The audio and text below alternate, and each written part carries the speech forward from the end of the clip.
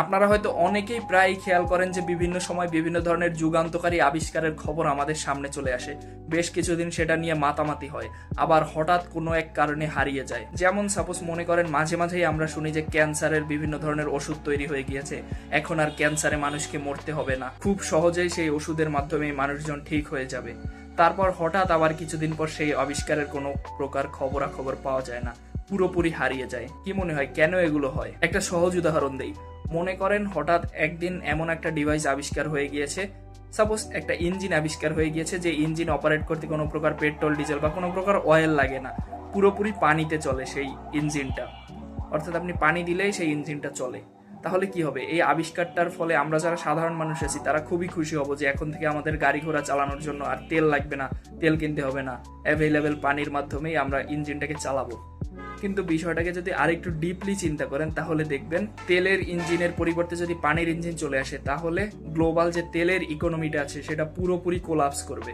তেল নির্ভর যে দেশগুলো আছে সেগুলো পুরোপুরি ডিস্ট্রয় হয়ে যাবে। তেল নির্ভর যে পাওয়ার গুলো গড়ে উঠেছে, তেলকে কেন্দ্র করে যে গ্লোবাল পাওয়ার গুলো গড়ে উঠেছে সেগুলো পুরোপুরি শিফট হয়ে যাবে বা ডিস্ট্রয় হয়ে যাবে এক কথায় বলতে গেলে।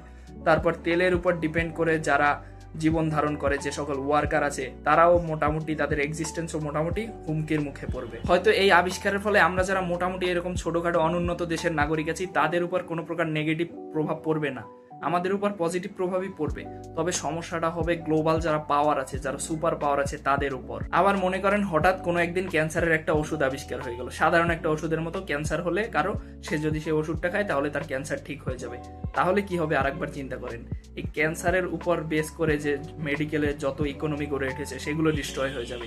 এসব ওষুধের ব্যবসা, তারপরে যে টেস্ট আছে, তারপরে ডাক্তারদের, মানে টোটাল একটা ইকোনমি বা টোটাল একটা সিস্টেম গড়ে উঠেছে যে ক্যান্সারের উপর বেস করে বিশাল একটা যে সিস্টেম গড়ে উঠেছে সেটা পুরোপুরি কোলাপস করবে। সহজ সরল ভাষায় রোগীদের উপকার হলেও বা আমরা যারা সাধারণ মানুষ আছি তাদের উপকার হলেও এই সেক্টরের সাথে রিলেটেড যারা আছে, এই সেক্টরকে যারা কন্ট্রোল করে তাদের একটা সমস্যা হয়ে যাবে, বিশাল একটা সমস্যা হয়ে যাবে। এজন্য আমার পার্সোনালি মনে হয় মাঝে মাঝে এরকম বিভিন্ন ধরনের যুগান্তকারী আবিষ্কার যা আমাদের জন্য প্রকৃতপক্ষে উপকারী হলেও বিভিন্ন একটা গোষ্ঠীর বা ক্ষমতাসীন গোষ্ঠীর কাছে যেটা একটা হুমকি স্বরূপ হতে পারে, সেই সকল বিভিন্ন ধরনের যুগান্তকারী আবিষ্কারকে রুখে দেওয়া হয় অথবা তার গবেষণাকে কোনো একভাবে ধীর গতি করে ফেলা হয়। এখন এই বিষয়টাকে আপনি পজিটিভ ভাবেও দেখতে পারেন, নেগেটিভ ভাবেও দেখতে পারেন, দুই ধরনের ইফেক্টই আছে এই বিষয়টার উপর। এখন প্রশ্ন হলো তাহলে এইসব যুগান্তকারী আবিষ্কার কি কখনোই সামনে আসবে না?